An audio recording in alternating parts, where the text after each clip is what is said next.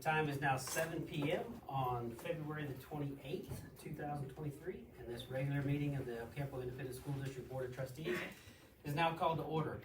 Let the record show that this meeting was duly posted in accordance with section 551.043 of the Texas Government Code with regards to posting of public meetings, and that there's a quorum of members present.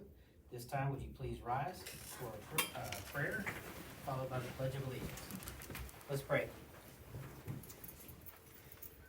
Lord, please watch over us as we meet tonight to discuss the important business of the school district, and let us all remember that we're all striving for the same goal, and watch over our staff as they make such an impact on these young people in our community. We ask these things in your name. Amen. Amen. Amen.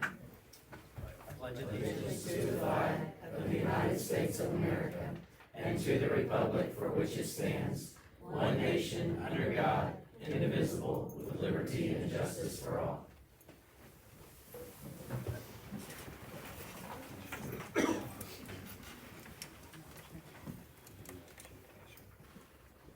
Public comment. At our regular meetings, the board allots 15 minutes to hear persons who desire to make comments to the board that are not related to items on the agenda on the night of the regular meeting. Has anyone signed up for public comment? Ms. Story is going to verify that there is not. Okay. Public testimony. The board also provides an opportunity for the public to address the board regarding an item on the agenda for any open meeting of the board, which can be done at the beginning of the meeting or at the time of the agenda item being discussed. Has anyone signed up for that? Okay. With that, we'll move on to our favorite part of every meeting, which is recognition. And we have Ms. Fellers here this evening to introduce her WIT Junior Club. Yes, we're really excited. We have a new club on campus, and so we wanted to introduce that to you all because it's an extremely active club. So here to introduce what is WIT Junior and a few students that were able to come today is Miss Daniel, the sponsor. Okay, so WIT Junior is an extension of our WIT. So we currently have WIT, which is Workforce Industry Training, at the high school. And so we've been really, really fortunate to be able to get that added on at the middle school level. And so basically the goal of the organization is to bring as much exposure to our middle school students in the STEM field when it applies to the different types of college opportunities and careers. The colleges that we go and see are not just limited to our 4-year. We make sure that we cover everything, because even a 2-year certification is going to be able to make our kids super successful, especially with the industries that we have in our area. So some of the places that we have gone so far is Galveston, A&M Galveston, where we checked out their marine biology department. We just got back from Baylor University, and we have A&M Corpus Christi, UTSA, and there's one more, Rice University on the list for our future events. So we have with us today Emery Barnes, who is one of our historians for the organization. We have Olivia Wengler, who is our vice president, and then we have 2 members, Maggie Motal and Drayden Resendez as well with us today. That's pretty much it. Very cool.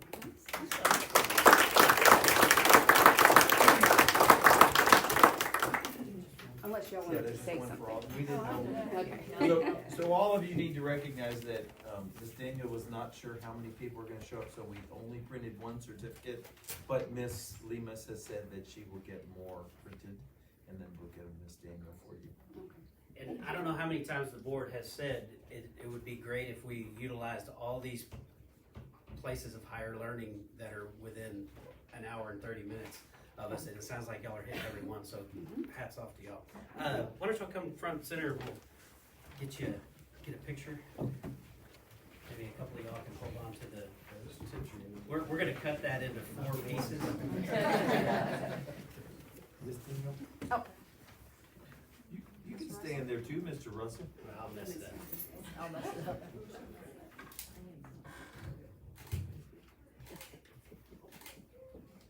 Great job. Wait, don't miss. Thanks for being here. Oh, we got more pictures.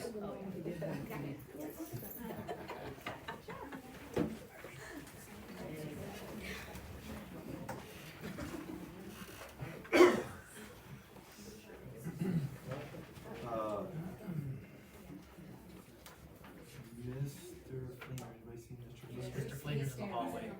Mr. Fleener. Good evening. Good evening. Could you introduce your two swim coaches? Yes, so Coach Garner and is Coach Evans here as well? Yep, she's right there. Why don't y'all come up and introduce your team of state qualifiers? And before, I've got the list right here, but before we do that list, I would just like to mention that Holly Fogel and Allison Vallejo are not here this evening, so I did want to have them recognized.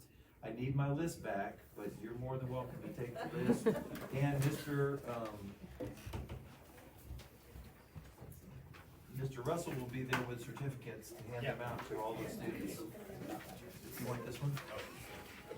Here we go. And as typical, Miss Lemus is prepared. That's a, yes, that's one. Julian Aguirre, Caden Beal, Kate Chilton, Dylan Cook, Marie Conrad,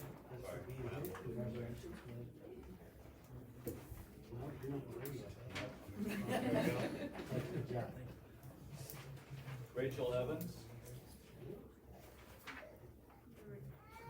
There you go. Congratulations. Zane Garner, Julianne Little, Evan Vasquez, and Riley Wallace.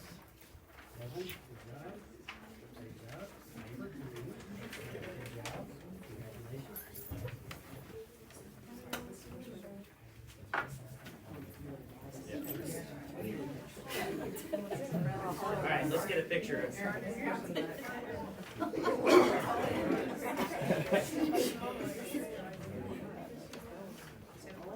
All right, feet to the holes. Up, Shannon, up. Can y'all bend down?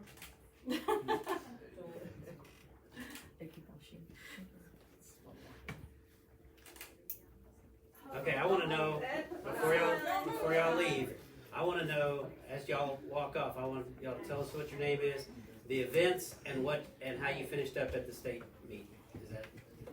Is that fair? Well, yes, I think that's fair, Mr. Russell, but I think that Coach Garner needs to.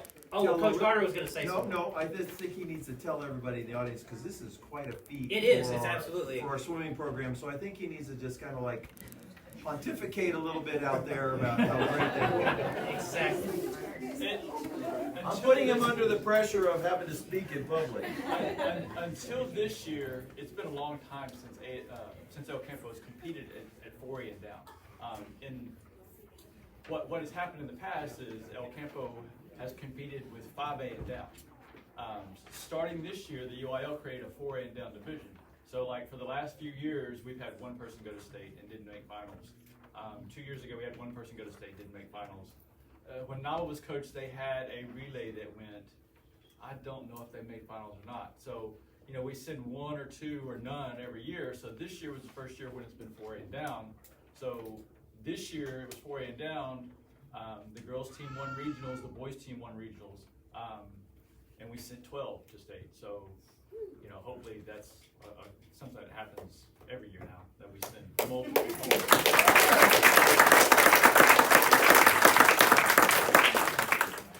Okay, but you're not off the hook, you still gotta do what I said. All right, go ahead, Ryan. 100 breaststroke, second place, 200 medley, girls relay, third place, and 200 free relay, third place. First stage. And the girls Oh, team Riley got Wallace. third. There The you girls go. team got third overall. I mean, the boys team finished ninth, but the girls team as a team, and they finished behind some charter school We had from San Antonio, and then Frisco Panther Creek were the two teams ahead of them, so they were third overall. we had 6, and first place had 15. Oh yeah, the first place team, they took up the whole podium, and these girls got third with 6. So Good job. All right, who's next? Step up, whoever wants to go. I'm Zane Garner. I got second in the 100 backstroke and third in the 100 fly. Good job, good work. Julian Little, I got third in the 50 free and fifth in the 100 fly. And then I was on the 200 medley relay and 200 freestyle relay and got third. Good job.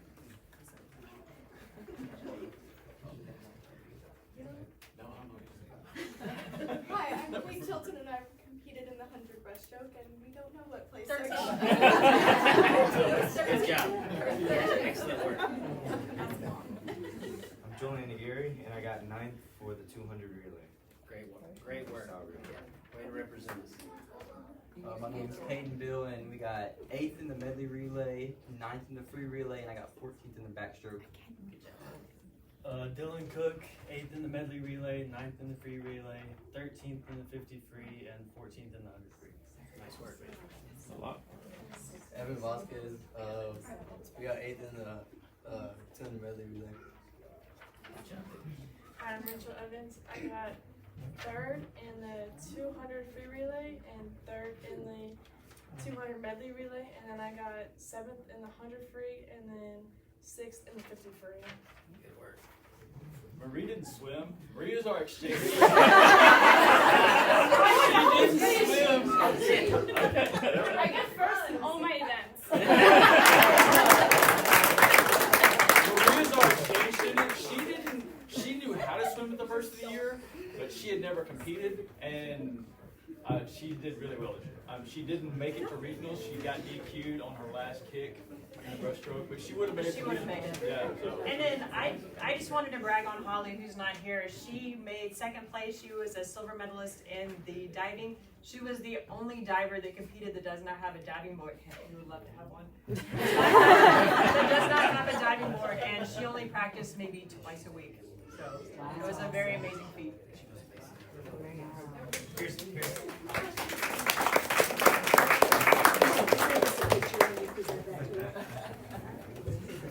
Coaches, athletes, kids, thanks for parents. Yeah, parents, thanks for bringing them. The next is UIL. I don't see Mr. Altradowski here. No, but, and I don't know if Keaton's your hand, Is Kate there? Anna and Gabriella. Good representation. They Mace. Oh, that's May. Yes. Okay, Well, let's go ahead and go to the band. the band. So, Ms. Case, can you come up?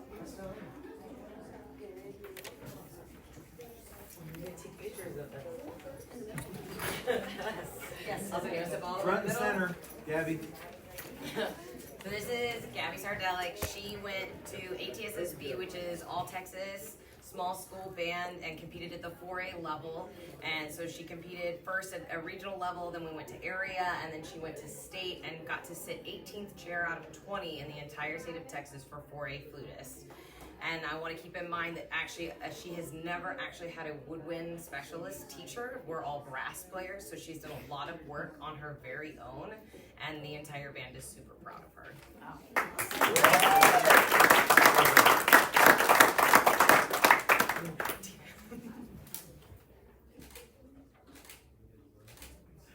Wait, don't move. Oh.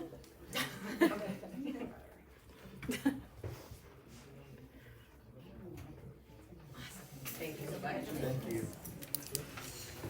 I don't see Ms. Thompson. Cheerleaders informed Big Kitty could come, so we'll recognize them next month. Okay.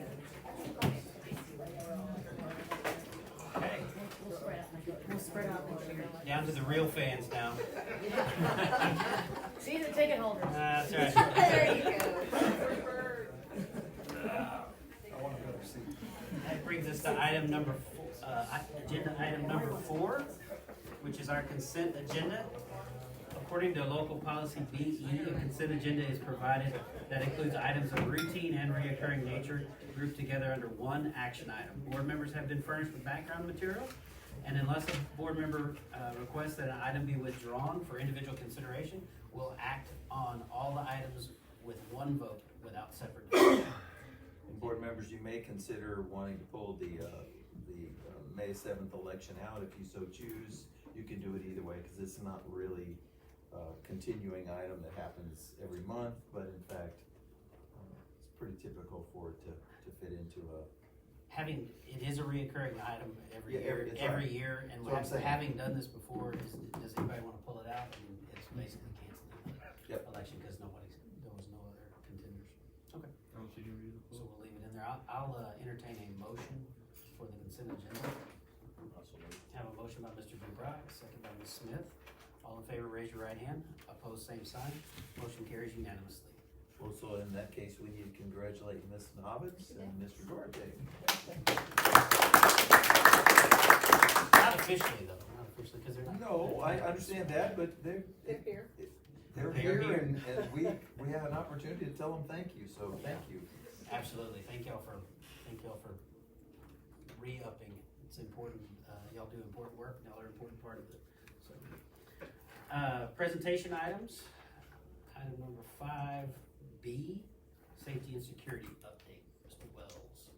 Yes, board, we were supposed to have our round gate installed. They were supposed to actually have been installing that this past week, but one of the mechanisms for the technology was not there. So they had pushed it back to next week to start their install process. However, I did tell them that we wanted to put Hutchins and the middle school in front of that gate in order for them to go in and start installing the A-phone technology, because they have gotten the technology to get those doors worked on at those campuses, so those ladies in the front office aren't having to get up and go open the door. So they're gonna do that first, and as soon as they conclude that, then they're gonna get to the round gate, because all of the technology is now arrived. So I just wanted to update everybody on that piece of information. And I think we have, I think Mr. Wells is making a very wise choice, because we will have some staff members at both the middle school and Hutchins that won't have to get up from their desk, walk all the way to the door, open the door every time someone comes knocking. And we have Ms. Fellers here and Ms. Tupas here, and they can tell you that that happens how many times a day, do you think? Just a guess. I would say probably 30 to 50 times a day. Now that's after all the tardies come in. If we want to include the tardies, we probably go over, 100. But yeah, it's cumbersome to their work. It's very cumbersome. The phone's ringing while we need to go get that, but just also too, like, that's the security. That's front line of defense is doors, right? That's number one. So, we're definitely gonna appreciate that we're taken care of. And most of those visits are me taking my son, things he forgot. So this new tech, have a camera or something showing the person at the door, and then they can buzz them in?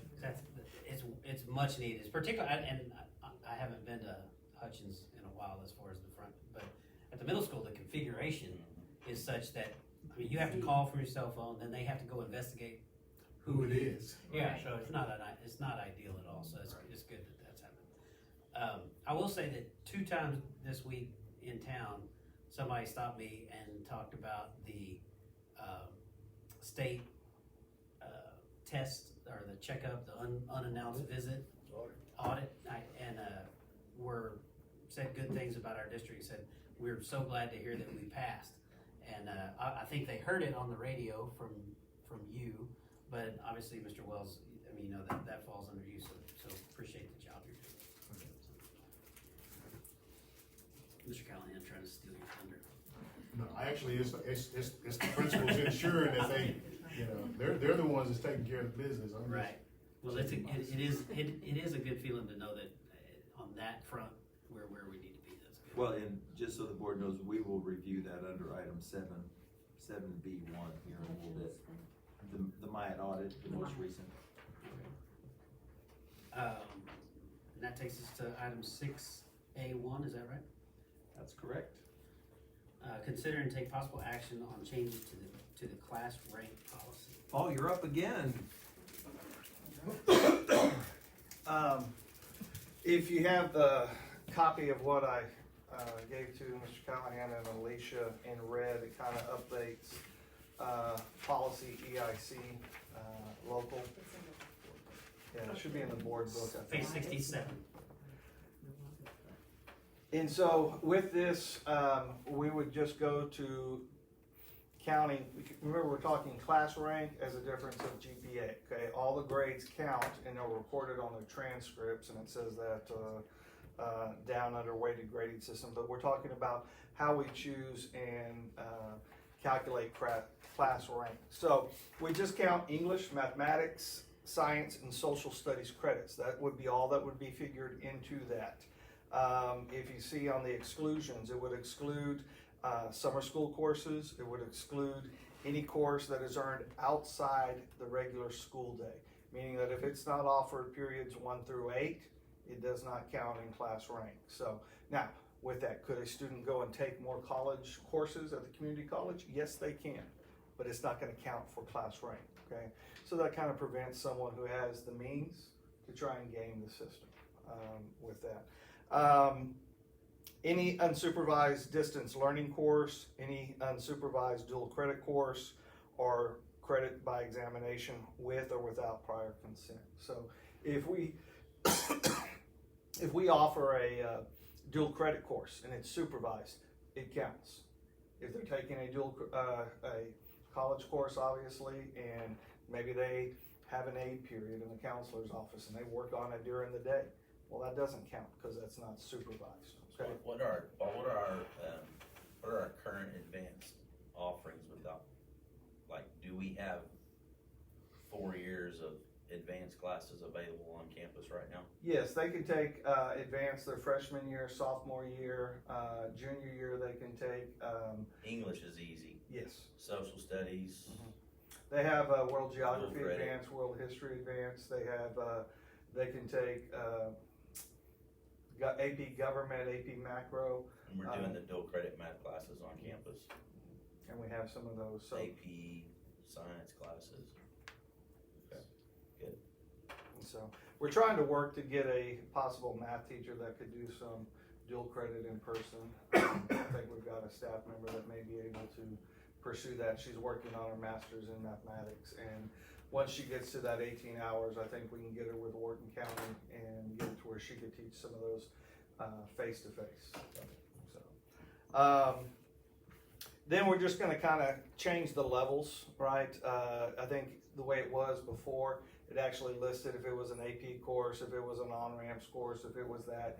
I think by levels that allows us to have a little bit more flexibility in the case that we actually have courses or something else that comes up that we need to put them in there. So the level 4 courses would be on the 7.0 scale.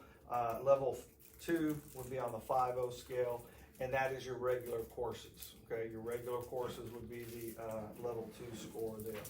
And then, as it says on the bottom, which we would record unweighted and weighted numerical grades on the transcripts for both, so they'd see both with that.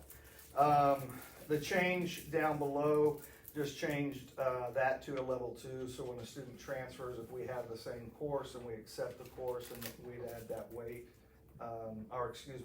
that would just mean that it would count in their GPA, but the level 2 would not be weighted. And then the change on the other page is we added in that they need to do the foundation plan with distinguished achievement. That was not in there, and I think that should be there for Val and Sal, and as we're looking at it. So. Can you verify to the board that a credit recovery class is in fact recovering a credit of a class that has either been denied credit or the student didn't pass? Yes. And so what I'm looking at there, the procedure that we're going to operate on with that, and it's worked for me in different locations. If you need to go and do a credit recovery, the program will give you a grade. But the grade that we're going to record on the transcript going forward, starting next year, is going to be a 70. You get the credit, and then that goes forward. You had the opportunity in the first place, right? If you wanted to make 100, you had that opportunity to make 100. You chose not to. So here's where we're going with that. And that allows them to receive the credit and go forward. So the policy would retake to a maximum of 70, or if you pass it, you get a 7. The procedure. It may end up hurting us when we start to look at averaging, But that's something we'll have to look at. Kids, now ALP will operate a little differently, because You're not graduating from ALP on the Distinguished Achievement Plan. very rarely, no sir. But that tag is only on the Val and Sal. Yes. Your top 10% do not have to be on a distinguished, Gotcha.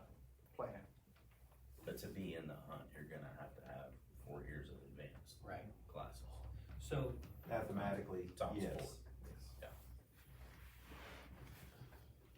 so for a credit recovery class in El Campo ISD going forward, you will have to have failed Yes.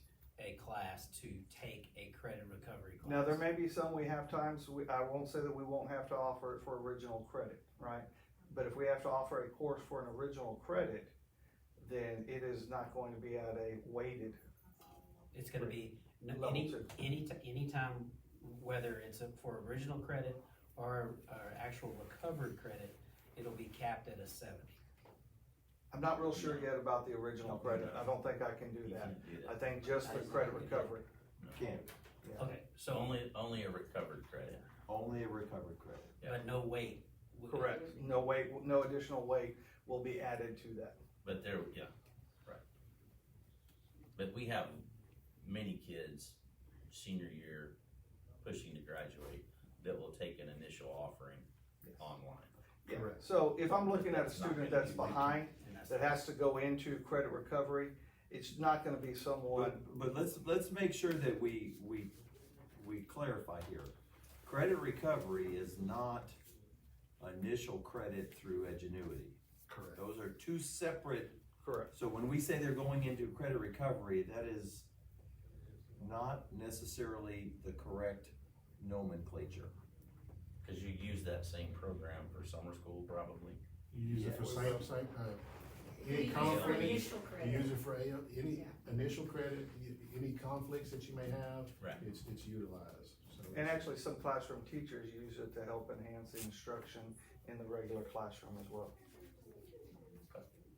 So doing this with it just being the core classes that count towards the GPA, do we see do you feel like that will affect, extracurricular I don't- classes and things? I mean, It- there will it still be shouldn't. that involvement in that? Yeah. It should help. It should honestly. help it. It should help it? Because you won't have kids taking weighted non-core classes instead of being in athletics or dirty dolls or whatever. Or But food science or there's anything. no benefit to them taking, to gain the GPA gain, there's no Right, benefit. taking an art class, That AP art class is not gonna count, so they're Right. not gonna give up so the extracurricular. there's still that room for all the Yeah, it makes more extracurricular room. classes. Okay, So- just wanted to make sure of that. Going back to the credit recovery, if a student takes a social studies class through credit recovery and makes 100, they'll get that for original credit, they would get There are gonna have to be extenuating circumstances for that student to go into that program and not sit and take it face to face with the teacher Or- that we have on class. Or go to ALP. Yeah, ALP is the better route. If I'm looking at a student that's fixing to turn 18 and they've got 15 credits, they may have passed 3 of their inter-course tests, I'm gonna try and have them go over to ALP, that way they can then go, and then we're not worried about Val, Sal, or top 10% there. which is what I think everybody in this room, when you say credit recovery, that's what credit recovery looks like in my head. But that's not exactly what credit recovery has been in El Campo ISD. Going forward, We are working to get there. It is a work in progress. We are, trying to make sure we're fixing to get ready to do course selection for next year.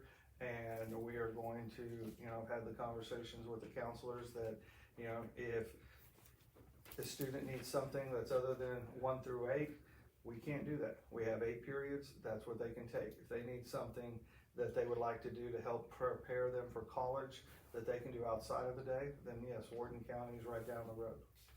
so the spirit of this is basically anything that will fit in an 8-period day that is supervised is going to be, I mean, that's the spirit of it, of what yes. we're trying to And create here. that- And that's important because, I mean, you And can by write a supervised- policy that tries to, but the spirit of this is 8-period day, that's it, and supervised. Well, and I would like the board to recognize that we are talking about 8 periods a day times 2 semesters times 4 years, which is a potential for 64 classes or 32 credits, of which students graduating have to have 52 courses or 26 credits that are designed, which leaves flexibility for 12 more courses that they can schedule in their 4 years, which should allow what Paul is describing to take place for every child in most circumstances. There is possibilities. Someone could move in, someone could be involved in a catastrophic medical illness that could cause us to do other things, but the intent is they take 8 periods during an 8-period day over 4 years. And I think I already know the answer to this, but I'm gonna say it just to make sure we're all there. So I'm a senior student, and we offer AP English 4, but I would really rather take British Literature dual credit online. If we offer that,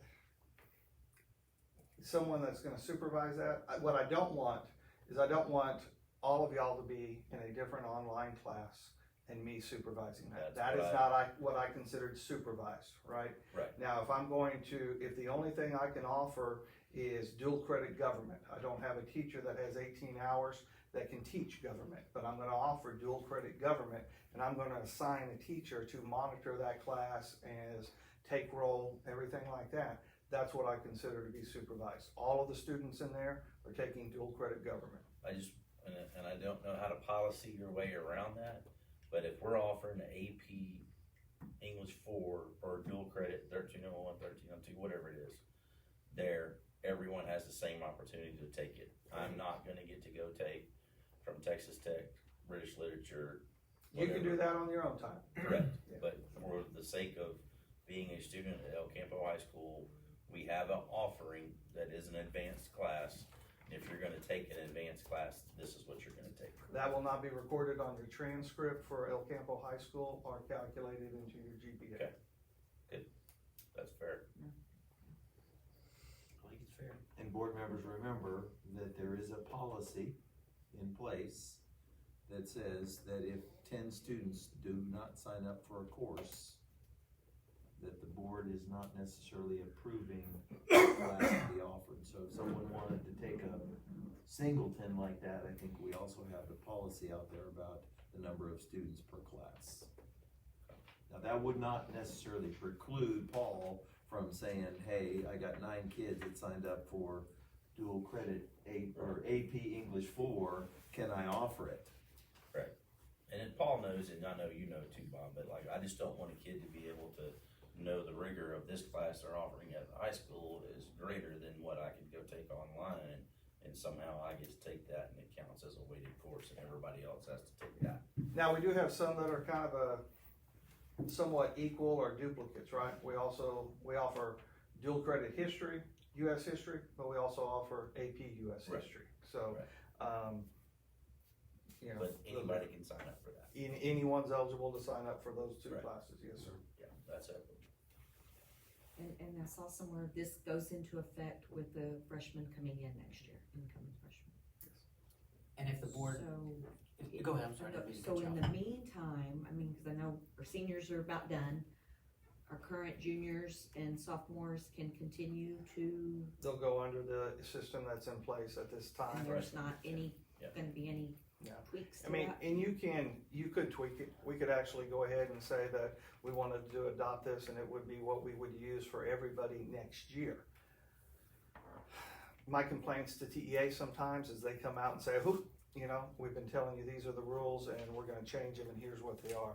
I think it's more equitable, to have it matriculate up with a group. I don't think it's. Well, I agree with Paul, but I do want you to recognize that what I understand from Paul and Alicia, to clarify, because I think this is a situation that must be clarified by me to the board. Just because there are certain things in place, Paul still has the authority to say, look, we're offering an 8-period day and here's what we're offering. Yeah. Will we ever go back to 7 periods? I mean, we flip-flopped. If we did, it would be the same rule. It's the same With- thing, okay. That's what it says, regular school day rather than 8 periods. So what I would share with the board is I think that some of the loopholes that are in place will be out of place next year, because There's some you can see Alicia procedural and things we have to clear up. there are some procedural things that are not necessarily policy driven, but more handbook driven, and directives, notice the key word, directives to the counselors. What, so if the board chooses to act on this and it is accepted, how are we gonna communicate this to the incoming 9th graders so that I don't everybody think we knows? printed their handbook from yet the- for We have not selection. released the handbook for 9th grade, they're gonna have a separate one, and all of these changes will be in it, so. Okay, I think that to be completely fair and Sure, honest sure. and upfront with them, and make sure they know, hey, the rules got changed Right. on you, so if you have an older brother or sister, It's don't different. do the Yeah. same thing they did. Okay. Any questions? So, y'all done a ton of work, obviously, since our last meeting. Did you find during your research or investigate, is this fairly common It's policy very in similar other- to what a nearby district does. Okay. And I know that it is pretty common. It seems I a would lot simpler. concur with that. I like simple. There's pretty much 2 ways. There's beauty in You either count everything, or you do this. There's like pretty much, that's the way everybody pretty much does it. Or some of the bigger districts, they'll allow you to have, you know, you may have a couple of exemptions where you can, GPA or exempt. And we explored that, GPA exempting different courses so that but this was. Well, you hit on one of my concerns at the last meeting, is this a person that maybe can't afford to go take a college class is now on a level playing ground because everything's here on campus. Yes, sir. I like. And many times, if it's a low socioeconomic student, we cover the cost for them to take a dual credit course, or we pay for the testing for the AP test, so it is, level. Good work. Yeah. Yeah, Thank you. I'll entertain a motion to take action on the changes to the class rank policy. EIC local. EIC. I EC. don't see that on mine. Oh, on EIC local. Yes, sir. Okay, I so motion. I have a motion by Mr. Hollis, a second by Mr. Vallejo. All in favor, raise your right hand. Opposed, same sign. Motion carries unanimously. And I'd like to commend the work of Paul and Alicia and the counseling Thank you. staff, the assistant principals. They have worked long and hard on this, and they've come up with something very fair and equitable. Is it perfect? I don't think that anything is perfect, but I think this is as close as you could have asked them to get for you. Thank you. Absolutely kudos, well deserved. That'll take us to consideration to take possible action on the addition of paper, which is a 24/7 tutoring option for students. And that's Miss Starry. Yes, so Mr. Fleener might chime in as well on this one, but basically we're looking at adding a service for students, and it's a 24-hour, 7 days a week, whenever they need it, tutoring service from live tutors. It's actually teachers that they would be connected with They use a Socratic method, so the kids aren't gonna like ask a question and they get the answer. Like they're gonna ask them questions back and really dive deep with them. What I thought was pretty great about it was the classroom teacher can see which students are asking for help to these tutors and see the answers for the service, the help that those tutors are providing back to that student. So when a teacher's trying to teach something a certain way or explain it a certain way, she can see how the student also got help from a different way. So she has access to that. It also allows students to submit written word essays, for example, and they can get annotated feedback on that paper as well with them. I think it's 24 hours, is that correct? Yeah. So they can have some feedback on their paper before they actually submit it to be graded. The gentleman that we listened to that gave us kind of the demo on everything shared that, you know, the peak hours of kids accessing this is anywhere from 10 p.m. till 2 a.m., which, you know, that didn't really surprise us, you know, but that kids use it. So we'd like to see if this would be something that our students could benefit from, especially for the students that just don't want to ask for help in class, or the day is ended and they get home and they're working on something and then they're stuck, you know, they have a resource available to them, so. Couple other things, all of the tutors are paper employees, so they screen, and they actually work for the company itself, so it is not just they contract with someone. They don't do videos, they did at one time, but they kind of got away from that because there are certain things that you don't necessarily want, someone walking behind a camera or things like that, so they feel it's a little bit more secure in that way. Another benefit, because I mean, they're all of the benefits that Alicia said to the students, right? There's also a benefit to the teacher, right? In our community right now, a lot of our kids will just call the teacher up and say, hey, you know, how do I do this? Or I don't understand that, or they'll do some things. Some of the teachers now can be off, right? In the evening, they can spend time with their family in the evening, because there will be this resource to all of our students anytime that they need that. And it's not a supply the answer, she said, it's the Socratic method. It's the same thing we use in our Avid classes to kind of lead those kids to it. What do you know? What do you not know? It'll kind of lead them to it. It's not, I mean, there is a cost, but I think comparatively with the benefit it could have, could be a real good resource for us going forward. Is it available all subjects? All I subjects. mean, the core subjects? In English and Spanish. Have you used it before, Paul? I have not. So I actually was reading an article about Willis going to it, and so that caused me to investigate in it. And then I talked to them at midwinter. Alicia and I had them do presentations for us. It's been used widely around the country. You know, with House Bill 4545, we struggle with that, and this was just another thing I thought could go in here and help. You know, I'm not equipped to help a kid coming home with calculus. You know, I don't know how many of our parents are. You know, if a kid has some calculus, you know, they call Miss Cuvion or Miss Humphreys or, you know, someone like that. So, okay, like a kid's doing their homework, calculus, and they're stuck on a problem. They can get online, type to. it syncs with ClassLink, and so they can just go there, click on it, they can pull, I think it'll have a little icon that'll be up there on their Chromebook, because it works across any device. And it'll say, you know, ask a question or schedule a tutoring session. And it'll come up and they'll introduce them, and then they'll ask them, and they'll go basically, so what is your problem? You know, what do you know? So the student has to kind of, here's what I do know, here's what I'm supposed to do. You know, they kind of go through that whole process, and they can kind of lead them to there. And so they're kind of teaching themselves. Is it a voice? Are they talking, or they're chatting? Chat. And that's the way most kids communicate. Kids don't want to talk anyway. No. How many times have you driven in your car with your kids in the back seat and they're having a conversation but they don't say a word? Right. I have. Right. So I think it's a way that it's a format that they're comfortable with too, in chatting.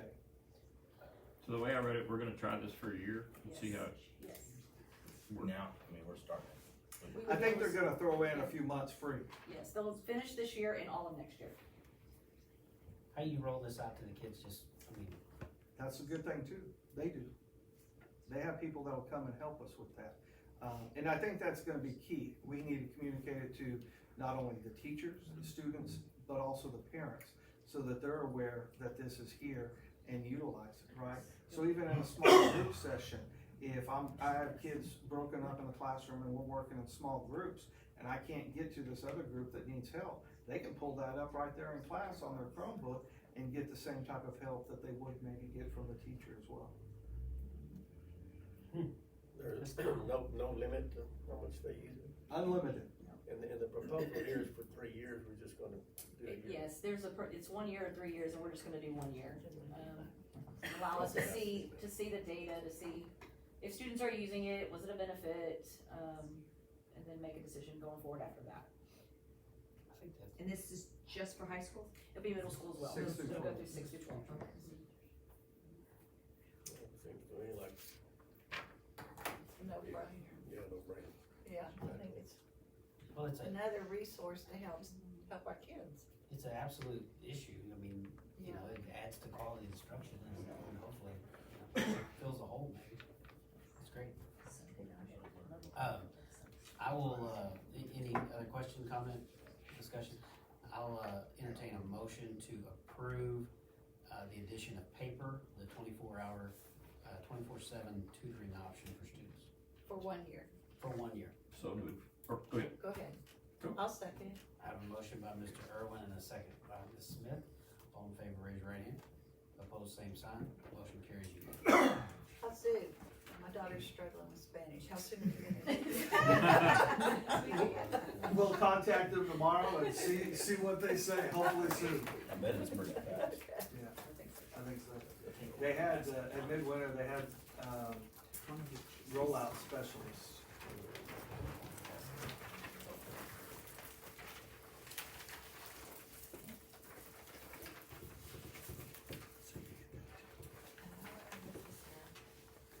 This comes to item 6B. Yes, sir. To adopt a resolution presented by legal counsel authorizing amendment to the May 19th, 2020 oil and gas lease. Board members, if you'll recall, you asked me to do some investigations on this, and so I have. In front of you, you have a picture of an the oil and gas lease, the well, and then where they've drilled already. And you'll notice that a well was drilled all the way to Blossom Mire that came up dry. And so they're proceeding with the second well. You can't quite see where it ends, but it's just north of the cafeteria. That's the bottom line. So it'll go all the way from the loop all the way underneath. And so the board asked me to get some more clarity on this. You can see on the next page, those were the items I wanted clarity on with Ballard Exploration. I did that through Blake Henshaw and Paloma Perez from Walsh Gallegos. But my initial conversation happened with Duckett, Bellini, and Collins, with Ronnie Collins. We went through the entire oil and gas lease, which is 19 pages. I did want to give you a second copy because you got it last time. But he and I went through the entire contract, word for word, and so I then took all of the conversation I had with Mr. Collins, and then I addressed it with Walsh Gallegos, and here's what I can tell you, that the contract is cleaning up a property search that the board approved back in May of 2020. So in May of 2020, there was some ambiguity with the property search because the company hadn't gotten enough information. So one of the things we looked at, if you, on page 4, it talks about our, this being all of our properties, which was in the original lease. Ronnie said I should probably see if I could get it stricken. I talked to Blake Henshaw and Paloma Perez. It was in the original lease. They think that it would create more problems trying to erase it from the lease. but the good news is if they haven't started drilling by April of 2023, then all of those things outside of that original property search are null and void. And there is no way that Ballard Construction can get all of the paperwork done to start. They've already spent a long time to get the 640 acres they've got now. So no one felt that that was an issue. So we've identified all of the properties. The problem was that the sheriff's deed on the old property searches and how everything got deeded to the school district is really difficult to read, and this is just a simple amendment. Ronnie said to me, and I quote, you got really good primary term royalties. What percentage is that roll? Let's see your question. Yeah. Depends upon the type of lease, but it's about 25% is what I want to say. That's what we got for. On oil, 25%, on gas, 25%, anything additional, 25%. And I asked about what would be able to be pulled from that royalty, and he said only expenses to the drill head right there, no transportation or anything else comes out. So that was another thing Ronnie asked me to look up, and you can see I did all of those questions with Walsh Gallegos, and I feel confident from 3 separate attorneys that we've got a pretty good lease here. Thank you. Thank you for your work. Yeah. And thank you, Ronnie, for helping us out with that. So we will entertain action to adopt the resolution as presented by local council and authorizing amendment to the 19th, 2020 oil and gas lease with Ballard Exploration Company to clarify property descriptions. I'll see the motion. Motion by Mr. Burton, second by Mr. Dubrod. All in favor, raise your right hand. Opposed, same sign. Motion carries unanimously. That brings us to discussion and consideration of purchasing Chromebooks with the utilization of ESSER funds. And I think that's why Donald's here, or Dimitri, one or the other. Yeah, I'm here, but I'll introduce Donald. I wouldn't want him to not be able to partake in this meeting. I'm here. We're able to once again expend some of our ESSER funds on the utilization for Chromebooks, and Donald has gotten us 3 quotes to look at, and his recommendation is for us to go with Trafera. And do you have anything that you'd like to add to that? As far as whatever you Why want. you chose Trafera? do what? Why you chose Trafera? It was identical. Well, the same product from 3 different vendors, and they were $20,000, $23,000 cheaper than the next closest vendor. And we have done business with them before on a smaller scale, nothing to this extent. But that's why I decided to go with Trafera. Not 2,000, 20,000. Well, any questions regarding that? I How mean, long is the lifetime of a Chromebook? The Kids using it. They're only good, well, they only get updates for 5 years. After that, they're pretty much, you can use it, but you're not guaranteed, it's not gonna get updates, so it's not as secure anymore. Okay. So the life is about 5 years. 3 is not bad. Yeah. I don't know how they make it as long as they do. If you get 4, you're pushing it, so yeah. 5 is, in fact, we don't really ever make it 5, we make it 4 realistically. But then we have those roll off to keep as spares for loaners and parts and things like that, so. So, Donald has a very good rotation plan. So they follow us through grade levels, and then when they change schools, they roll them into the new grade levels that are going in. So at what grade levels do you change them out, Donald? Every year, we're gonna change them out. 9th graders get a new one every year. And they keep that through their senior year. And then the policy, to my understanding, is this year, and same as last year, that when they graduate, I think last year we had a donor come forward and donate the money, $1 each is what we charge them to purchase it, to walk away with it. There hasn't been that happen yet this year, I don't think yet. Is No that one, correct? there hasn't been a donor, but we said yes, $1. We're gonna charge the kids $1 to take their Chromebook with them when they graduate. But it follows them all the way up, so they get it in. Fifth grade, right? You give them a new one in fifth grade? Well, Yeah, I'm pretty sure the fifth grade got it depends on the year. Okay.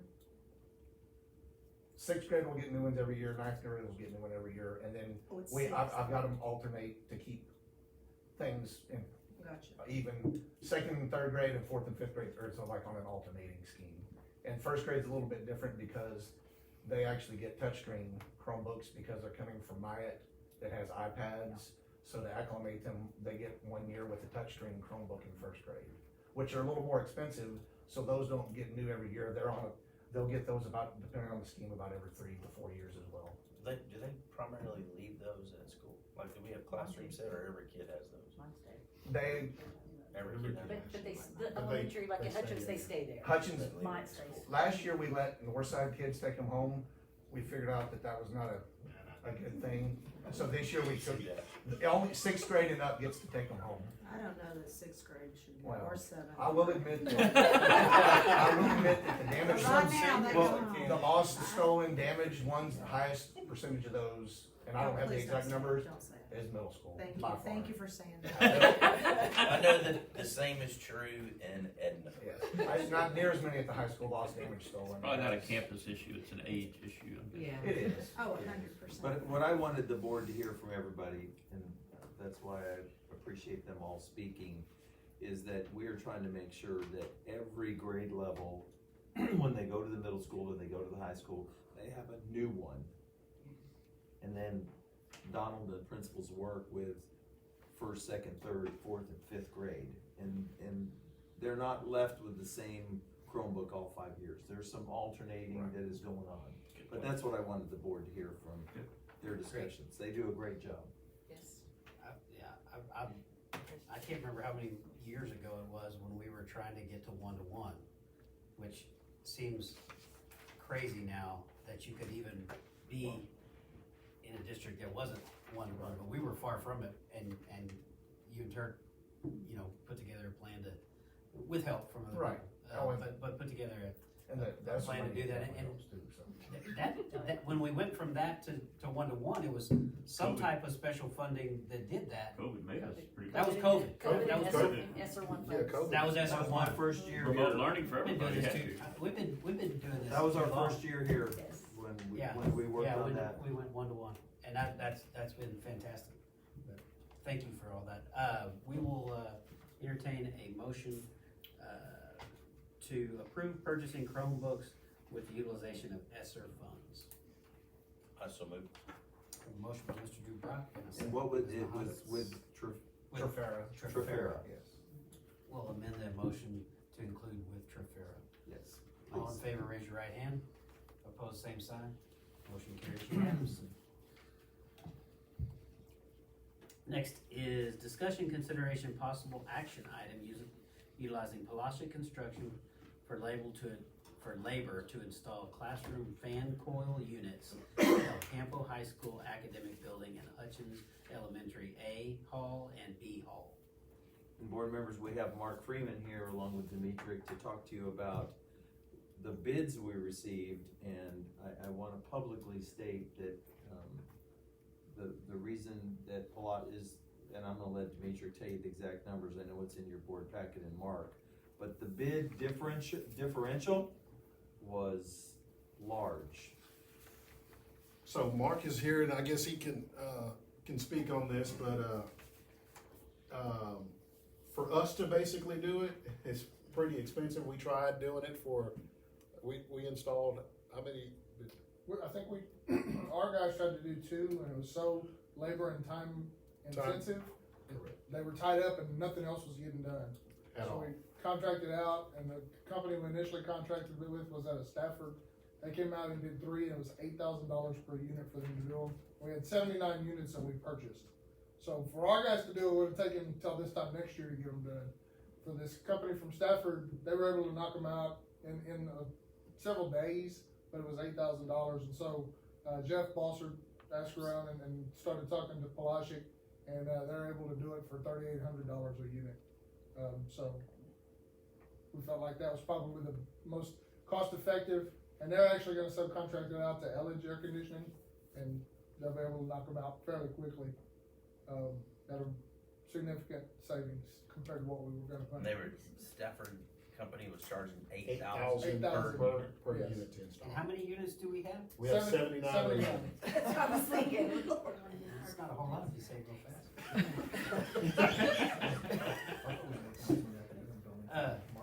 So, I can do 80 times 8,000. yeah. That gets up there pretty Do you quick. need a tutor? We can get y'all paper. So we have 79 units remaining to do. No, we initially started with 79.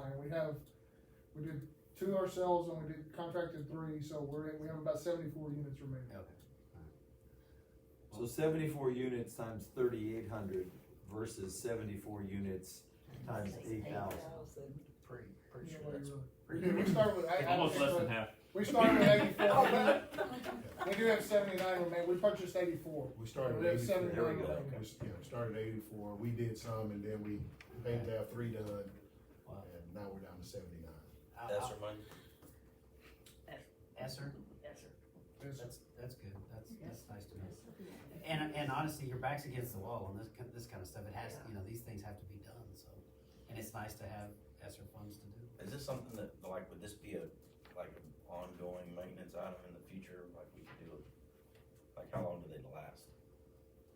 These are all original, like what?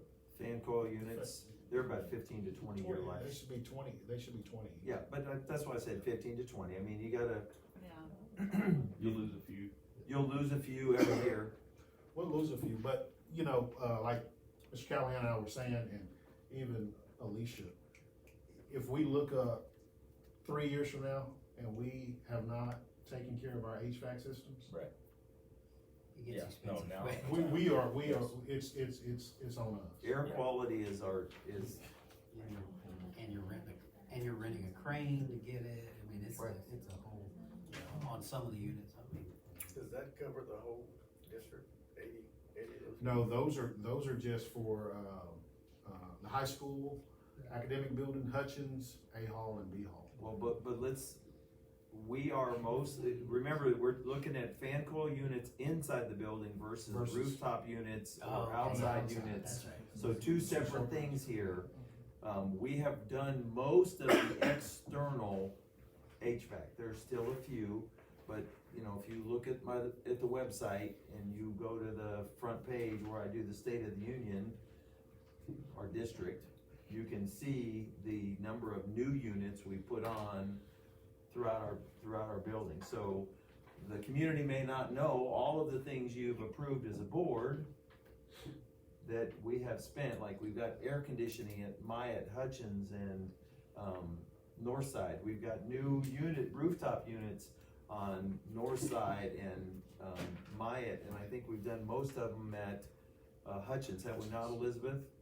We've done new rooftop units at the high school. The only one we really haven't done is the middle school, but we've replaced some of those. So we've really made a concerted effort district-wide. This is going inside the building to do the coil units inside. Correct. Any questions? I'll entertain a motion to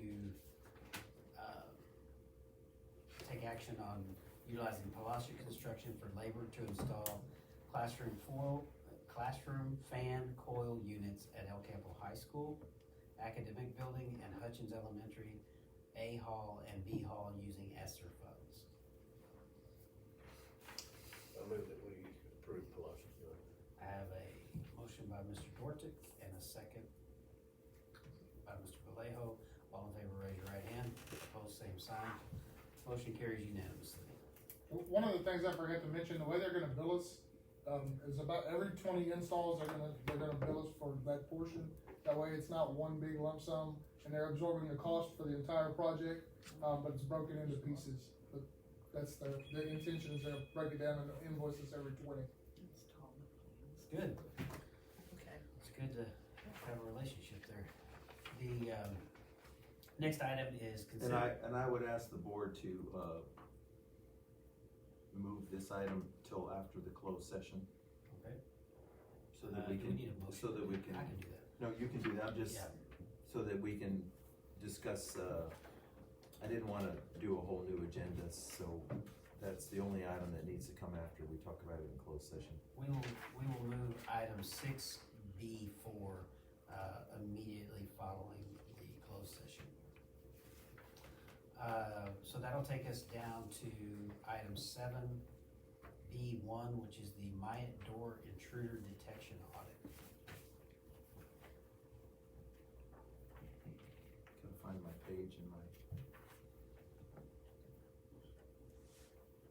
Just read it, it's good. 91? Thank you. It's on page 91 of 91 in your, So,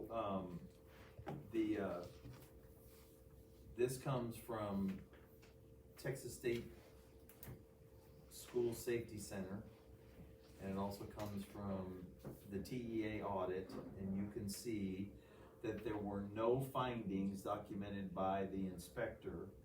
And so, basically, the Texas School Safety Center sent an email today that delineated all of these things. It's not in your board packet. I think Rich has seen one, but it goes through, there was no outside doors left open. Everything was locked.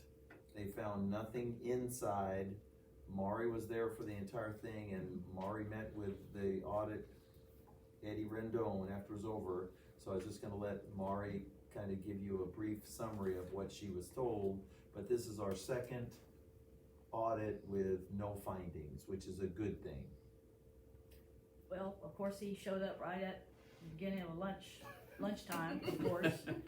My receptionist came and got me. I guess he introduced himself at that point, and so we walked around and checked the exterior doors from the inside. So we walked all the way around the campus, and then after that, he literally tried to open every single classroom door that had students in there. Like, we went from door to door, and he grabbed and shook. And wow. We walked all around, and the other side of this was I had 16 subs on campus that day. We had a training, and so I was sweating bullets. But they had it locked. They know the expectation. So, but he literally went door by door, every single one of them. He didn't leave any behind. But very complimentary of everything. But yeah, at lunchtime, of course. Why not? Oh, and even we walked down the hall, and I had one of my special ed kindergarten just looked at him and just ran and gave him a hug. It was great. He's just like, oh, I'm not used to this. That really is phenomenal if they checked every classroom. He didn't leave, not just a random, like we went down every hallway, both sides. I think that's something to share with the community that you know, these aren't just, hey, show up, front door was locked, that you sign off kind of deals. That's pretty pretty in depth. And then of course he asked to check the weekly door audit that we send to Demetric every week. Right. So showed him the log on that. And so Can you and Elizabeth are both here, and so is Paul and Sandy. Can you guys tell them a little bit about the work that you put in to keep your logs up? Because I think that that's sometimes overlooked by our community of how much effort it goes into people doing your door audit checks. I think every one of us kind of does it a little bit differently. On mine, I just do it regularly the first day of the week. So if it's on a Monday morning, I have it on my calendar, 8 o'clock door check.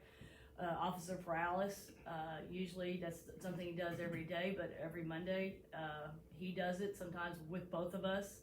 And we go by door and make sure there's not any issues.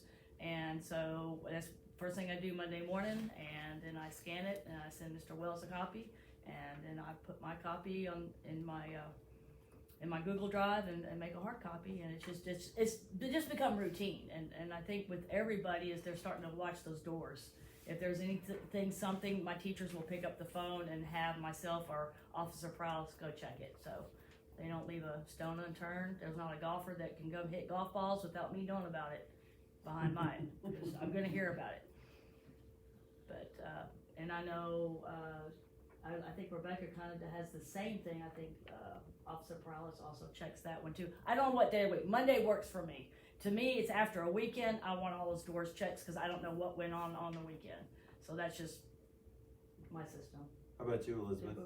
It's very much the same. We, we have so many gates as well with little padlocks. So those are also included in our checks. And then with the AC work going on in our hallways, there's lots of people that are not our maintenance crew accessing our building. So we're just really doing extra checks on that side where they enter and leave, and they've been doing great though.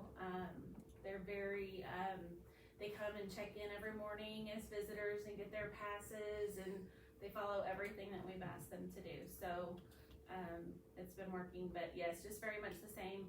We have a map. Every door has a number. Every lock, every maintenance door to the outside, everything. It's 60 something, I think, for our campus. So, yeah, it's new and it's part of our routine. So, this is what we do now. Paul or Sandy? So on my campus, Officer Matula leads the charge on that. That's just part of his routine. He checks exterior doors and interior doors and closet doors and things like that. Ironically, we did a lockdown drill last week, and they found a closet door that was like it's one of those lab prep rooms. It was locked, but it didn't catch, and so they were able to push it open, and that was one of the doors that they dinged us on, because once you get into that room, you have access into the two classrooms, and in one of the classrooms, students were in there, and one, it was a conference period, so there was no one in there. But anyway, he was so distraught because he was like, I checked that door I checked it, it was locked, it just didn't catch. So whoever was the last person in there left it locked, but it just didn't catch. So he's really diligent about that. And I will also say too, just kind of in the line of security, we had a tragedy on our campus a couple of weeks ago, and the Monday following that, we had some campus visitors to support us. And that left us a little vulnerable. I'm just gonna be honest with you. We had members of the Ministerial Alliance that we had invited to come in and be part of our day and the grief process on campus, and they were wonderful to do that. But those were new and unfamiliar faces. We did have a few people who made attempts to enter the building. I'm sure everybody had a good heart, but they have absolutely no connection. They just wanted to grieve with kids or wanted to be visible. I'm not really sure. And then our first prayer group that was kind of led by the FCA that we had outside on the porch. We didn't know how many kids, but it was like a huge flood went outside. So anyway, there were lots of little things during the day that increased our vulnerability. And so we had an office meeting after that. It wasn't with Officer Matula, it was front office people. Like, let's talk about what happened today and how unusual today was, and what did we do to keep our campus secure? What procedures did we follow when those ministers came in? Did you guys know? Did we do a good job of communicating with you, the first and last name of the ministers, so that you could ID them? What kind of support did you feel when counselors from other campuses that maybe you didn't recognize, or from the special education department, like, what were you doing? What were you saying? If God forbid this tragedy ever happens again, or anything like that, where it's just an unusual day. Think of Uvalde. I mean, not everybody knows, but Uvalde, that was there was a program that happened that morning. Every time you step out of your normal routine, we do it all the time, you're vulnerable, yes.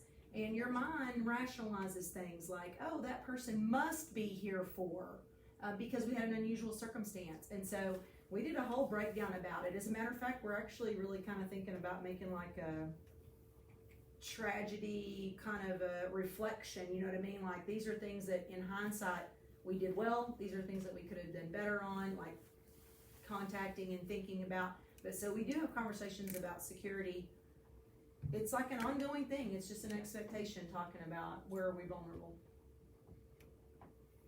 And in the land of 10,000 gates and doors in high school. It's from the smallest to the biggest. It's, it is, I will say that, Officer File, we have a new security guard on campus, the APs. They do a great job helping to monitor that. It's, this gate here between the football field and the main part of campus, we've, working on some procedural things to make sure that kids can get to what they need to as well as get to and from campus. And just hoping that the kids are, helping us with that, and we'll monitor. I will say though, last time I went to Mari's campus for a meeting, You're not getting in that campus. she wasn't gonna let me in. She's like, "You don't have a badge?" I said, "I don't know, I have it on me or something," and, kind of gave me the business. When we did our ALP graduation in the auditorium, I guess we didn't necessarily tell them that they would all have to come through.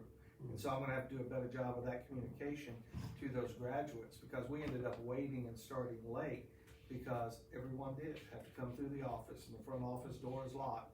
They had to go through Raptor, they had to get their visitors tag. And so those procedures are at least there and they're working. It's just so many doors to monitor all the time. I'm almost becoming a worrier in my old age. Y'all definitely done a good job dealing with. I think so too. Yeah, dealing with this, and probably some of the hardest things are, what people's expectations used to be about accessing a campus is totally changed. I mean, and I've had people talk to me about it that have gone and put on programs like every time we left the building, we had to go back. I'm like, that's exactly what should happen. It's exactly what needs to happen. So it's hard. It's a hard change, but y'all have definitely done it in a year's time or however months, 8 months time. It's been rapid transformation in the district. So thank you. That was just for review, so Yes, sir. that'll take us to closed session. So, let me clarify with the board, we're gonna move on to action 6B4 after, but just for the newspaper's edification, there's not gonna be a whole lot of information in that motion. Most of the information will take place during closed session, so, I think Vicki will stay around for the motion that comes, and outside of that, you just have, item 9A, personnel. So my statement to all of you is, does everyone else need to stay for those two action items, or are you good with allowing them to go home? You gotta go to the soccer game. We're recording it anyway. We're recording it anyway. You can watch. The time is now 10:47, and we will reconvene in open meeting. 9:47. Excuse me, 9:47. 9:47, my apologies. I'll pursue a motion on an approval of extension of the superintendent contract. Oh, we're gonna do 4. I'm sorry, my apologies. We're going to 6B4, taking action on giving the superintendent freedom to identify a psychological evaluation provider for the Guardian program. I move that we empower the superintendent to identify and select psychological evaluation or an evaluator for psychologicals for the Guardian program. Motion and a second. Motion by Mr. Brock, second by Mr. Dortig. All in favor, raise your right hand. Opposed, same sign. Motion carries unanimously. Now we'll go to 9A, which is consider approval for an extension to the superintendent contract through June 30th, 2026. I make the motion. Motion by Ms. Smith. Second. Second by Mr. Dubrock. And all in favor, raise your right hand. Opposed, same sign. Motion carries unanimously. Superintendent's report. We have to do, One more that was. Gotta do one Oh, more. one more, so D, I'm sorry. This is, B, which is, Well, she's got the I make, personnel in. yeah, Got a make a motion. motion to accept the resignation of Deborah Sapa, assistant principal at the high school. have a motion and a second. Motion by Ms. Nahara, second by Ms. Dortick. All in favor, raise your right hand. Opposed, same sign. Motion carries. Unanimous. Did you get those three motions? The time is now 9:50, and there being no further business on the agenda to come before this meeting,